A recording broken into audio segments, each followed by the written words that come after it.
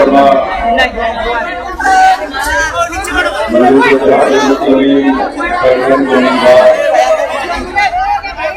मोहतरम जनाब प्रसाद राठौर साहब औरंगाबाद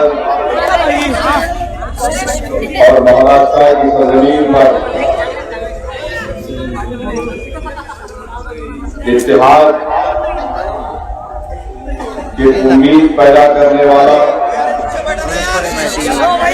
औरंगाबाद और महाराष्ट्र की सरजमीन पर मजलूमीन के बेवार आवाज औरंगाबाद और महाराष्ट्र से मुंतखब शुदा रुकने पार्लिमान मोहतरम जनाब इम्तियाज जलील साहब, बैठक के मेरे जमात के तमाम रुखा, बुजुर्गान मिलत, अजीजान मिलत, मेरे अयूब नौजवान साथियों, मेरे अजीज दोस्तों, अभी आपने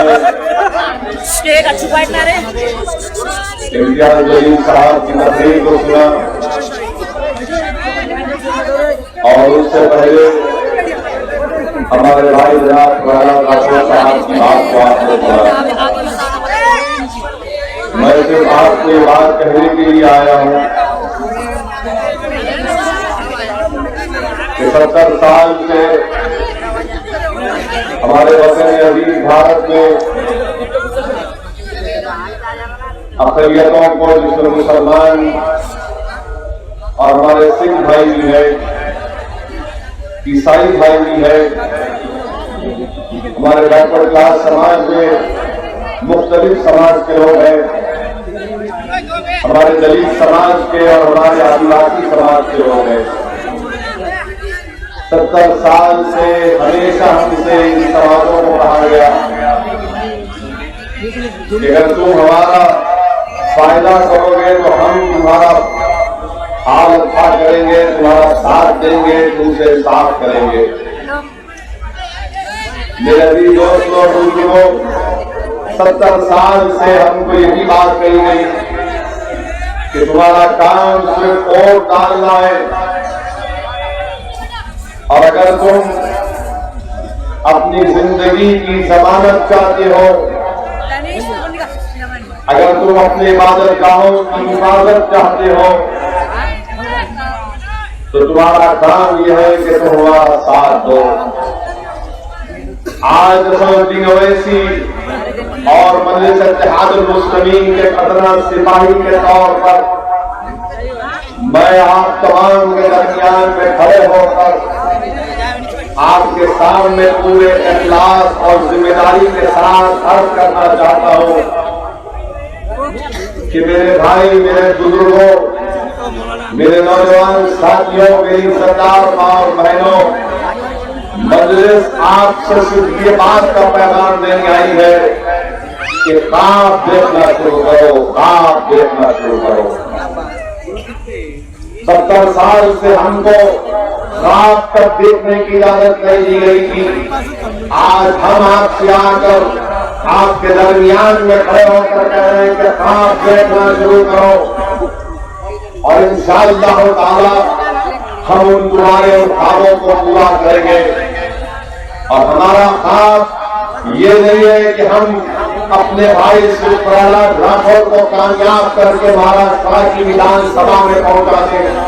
हमारा ख्वाब ये है कि महाराष्ट्र की जेलों में जो दलित समाज, आदिवासी समाज, मुसलमान और ओबीसी के लोग जो जेलों में खड़े खड़े हैं, हमारा ख्वाब यह है कि उन जेलों से उनको खाली कराया जाए और उन जेलों में सड़ने वाले बच्चों को जेलों में दाखिल कराया जाए। ये हमारा ख्वाब है, और जब तक हम इस ख्वाब को नहीं सोचेंगे, नहीं देखेंगे, हम इन ख्वाबों को पूरा नहीं कर सकेंगे। चाहे कांग्रेस हो, बीजेपी हो, राष्ट्रवादी हो, शिवसेना हो, इन तमाम ने हमसे ये कहा कि तुम्हारा काम ये नहीं है कि खराब नहीं देखना, बल्कि हमसे डरा डरा कर, हमको झूठे दिलासे दिलाकर हमारा हक हासिल किए।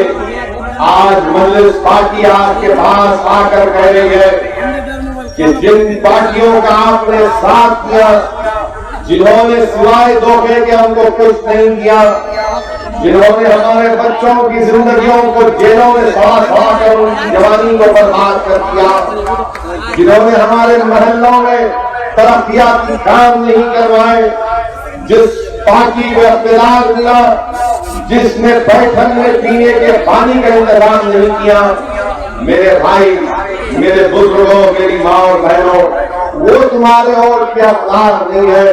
तुम्हारे और का हकदार एक गयूर और बहादुर बंजारा समाज का हमारा प्रहलाद राठौर है। और आज मैं आपसे अर्ज करने आया हूं कि सेकुलरिज्म की बहुत बात करते हैं, मगर सेकुलरिज्म की कामयाबी क्या है मैं बताता हूं आपको।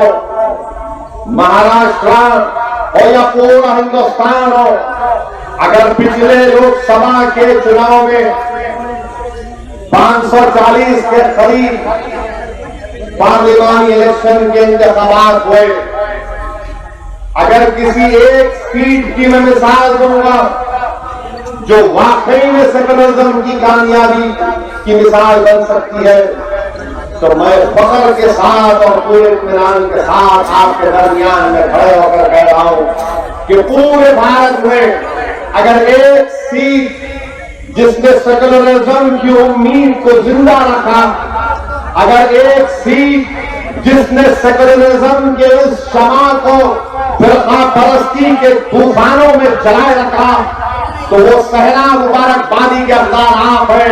इम्तियाज जलील की कामयाबी मैं मुबारकबाद देता हूं आपको कि आपने अपनी दुआओं से इम्तियाज जलील को कामयाब किया। दुनिया ये समझ रही थी कि फिरका परस्ती की आंधी में मजलिस का उम्मीदवार कामयाब नहीं होगा। दुनिया ये समझ रही थी कि मोदी की मकबूलियत के आगे इम्तियाज को इम्तियाज नहीं मिलेगा, दुनिया ने देख लिया और मुबारकबाद के हकदार आपकी है। सिर्फ औरंगाबाद की आवाज नहीं है कि हमने बता दिया कि जिसके पास बहादुरी होती है, जिसके दिल में खौफ नहीं होता, जिसका दिमाग साफ होता है, वही लोग बीजेपी, शिवसेना, आरएसएस के खिलाफ उठकर उनसे मुकाबला करके उनको हरा भी सकते हैं। वर्षों से लोग ये समझते थे और हमको आकर बोलते भी थे कि आप क्या कर रहे हैं, महाराष्ट्र में आप मजलिस के उम्मीदवार को कामयाब करेंगे। लोग मुझ पर तंज मारते थे और कहते थे कि असदुद्दीन ओवैसी, तुम्हारी शेरवानी हैदराबाद तक अच्छी है, तुम्हारी शेरवानी महाराष्ट्र में नहीं चलेगी। मैं उनसे कहता था कि नहीं, मेरी शेरवानी का सवाल नहीं है, मेरी सोच का सवाल है, मेरी जुस्तजू का सवाल है, मेरे पैगाम का क्या मतलब, क्या माने निकलेगा, वो आवाम इसको तय करेगी। हमने जुस्तजू की, हमने मेहनत की, आपने हमारा साथ दिया, कुर्बानियां दी मजलिस के अरकान ने, और तब जाकर अल्लाह ने औरंगाबाद की पार्लियामेंट की सीट से इम्तियाज जलील को कामयाब और कामरान कर दिया। पार्लियामेंट को गए तो मुझे बीजेपी के बहुत बड़े सीनियर एमपी ने मुझसे मिलकर कहा कि आपको मुबारकबाद देता हूं ओवैसी साहब। मैंने कहा बहुत बहुत शुक्रिया, और उसके बाद मुझसे कहा कि असदुद्दीन ओवैसी, एक बात की बड़ी तकलीफ हुई। मैंने कहा प्यारे, 300 पार्लियामेंट की सीट जीते, उसके बाद भी तुम्हारे पेट में दर्द है। हाँ, तकलीफ है। मैंने कहा मुझे मालूम तुमको तकलीफ क्या है। बोले क्या है बताओ। मेरा ये जो खूबसूरत नौजवान चल कर आ रहा है, इसकी खूबसूरती को देखकर तुम्हारे पेट में दर्द हो रहा है। बिल्कुल सही। इम्तियाज की कामयाबी हमारी रातों की नींद हराम है। मेरे भाई, मेरे पैठन के भाइयों, पैठन के तमाम राजनगरगान से अपील कर रहा हूँ, जब इम्तियाज जलील औरंगाबाद की पार्लियामेंट की सीट से कामयाब हो सकता है तो कोई ताज्जुब खैर बात नहीं, कोई चौंका देने वाली बात नहीं कि 23 तारीख को इंशाअल्लाह ताला हमारा भाई बराला घोषण राठौर जी कामयाब हो जाए। सिर्फ इतना करना है, एतमाद पैदा करो अपने दिलो दिमाग में। नौजवानों, कॉन्फिडेंस पैदा करो। याद रखो, जिस दिन तुम अपने दिलो दिमाग में कॉन्फिडेंस पैदा कर लोगे और तुम ये तय कर लोगे कि कोई मौका ना जाए, मैं राठौर को कामयाब करूंगा।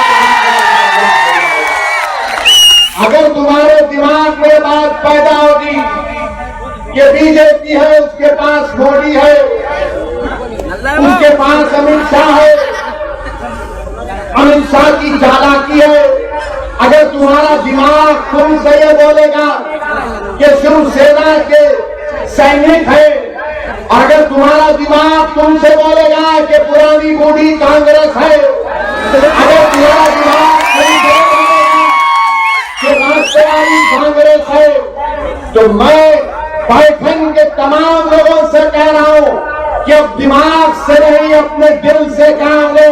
अपने दिमाग को कहो कि तूने 70 साल हमको धरा धरा कर रख दिया, अब दिल से प्रहलाद राठौर को डालेंगे, क्योंकि जब दिल दिमाग पर गालिब हो जाता है तो वो इंसान जिसका दिल दिमाग पर गालिब हो जाता है उसके सामने कोई खद्दावर शख्सियत की अहमियत नहीं रहेगी। वो किसी को बड़ा नहीं समझता, वो अपने आप को बड़ा समझता। तो बड़ा समझो अपने आप को।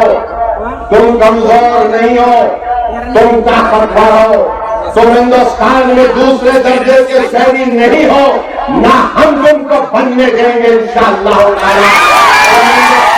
भारत के अव्वल दर्जे के शहरी हो। जितना हक भारत पर मोदी और उद्धव ठाकरे को है, उतना हक इम्तियाज जलील को भी हासिल है। भारत पर कांग्रेस के लीडरों को है, उतना हक हमारे भाई प्रहलाद राठौर को भी है।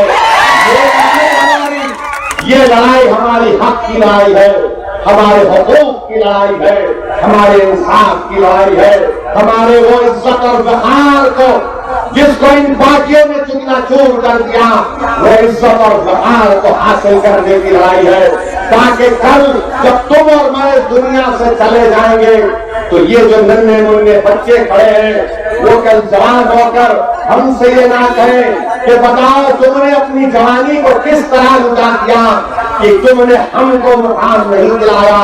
तो इन बच्चों के मुस्तकबिल के रोशन करने के लिए मैं पैठन की आवाज से अपील कर रहा हूँ कि आगे बढ़कर मजलिस के उम्मीदवार जनाब प्रहलाद राठौर साहब को कामयाब करिए। और जो लोग ये समझते हैं कि कैसा जीतेंगे, अरे ये सवाल मत पर अपने दिल में दिमाग में पैदा करें। जंग जब शुरू होती है तो इस बुनियाद पर जंग का आगाज करना चाहिए कि मैं दुश्मन को हराऊंगा, उसको कारखाने क्यों करूंगा, उसको किले को भेज कर मैं पैठन पर मजलिस का झंडा लहराऊंगा। ये पैगाम मैं आपको देने आया हूँ। अब रहा सवाल बीजेपी का, रहा सवाल हमारे वजीर आजम का। अब हम क्या बोल सकते वजीर आजम के बारे में? हिंदुस्तान के वजीर आजम को अपना इलेक्शन का कैंपेन अमेरिका से शुरू कर दिया। अच्छा, अगर बोल देते बीजेपी के लिए तो समझ में आता, मगर कहती है अपनी बात ट्रंप की सरकार, ट्रंप की तारीफ करती। मोदी जी ट्रंप का हाथ पकड़कर ऐसा चल रहे थे अमेरिका में, ऐसा लग रहा था कि वो पुराने आशिक चल रहे हैं। उल्फत है, क्या मोहब्बत है यार। 50 साल तक मोदी और ट्रंप की मोहब्बत की दास्तानों की किताबें लिखती नहीं आई, मगर मोदी जी हमको क्या मिला अमेरिका से? आपने तो ट्रंप के लिए कह दिया इसकी सरकार, मगर भारत की सरकार को क्या मिला? आपको तो बहुत पब्लिसिटी मिल गई, पूरे टीवी के चैनलों ने आपको ऐसा दिखाया जैसा कि आप अमेरिका से खजाना लाने वाले,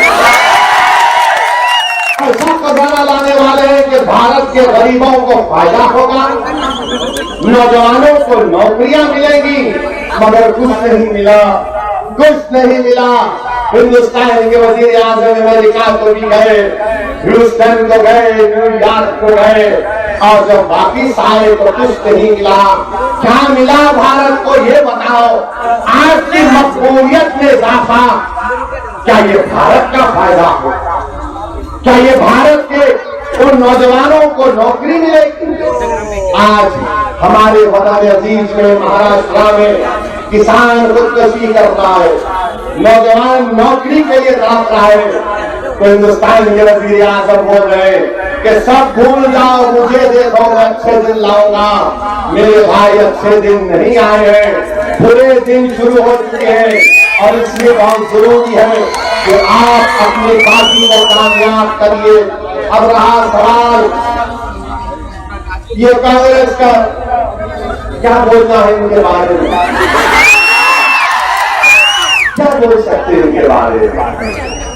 अगर कोई कश्ती समंदर में चलती है और समंदर में कश्ती जब डूबना शुरू होती है तो कश्ती का जो कप्तान होता है वो पहले पूरे लोगों को डालता कि तुम अपनी जान बचाओ, जाओ यहां से। मगर कांग्रेस की कश्ती जब समंदर में डूब रही थी तो सबसे पहले इनका ही कप्तान डूब के भाग। अब आप बताइए, जो अपनी कश्ती को तूफान के खबर से नहीं निकाल सका, वो महाराष्ट्र में बीजेपी शिवसेना का क्या मुकाबला करेगा? बल्कि महाराष्ट्र में अगर कोई आज और कल और मुस्तकबिल में कोई सही मानों में, हकीकी मानों में अपोजिशन का रोल अदा कोई कर रही है और करेगी, तो इंशाअल्लाह ताला हमारी पार्टी होगी। क्योंकि मुझे एक और जलसे में जाना है औरंगाबाद में। मैं आपसे वादा कर रहा हूँ कि हमारे भाई प्रहलाद राठौर की कामयाबी के बाद मैं फिर से आऊंगा और आपके दरमियान में तब्दीली होगी।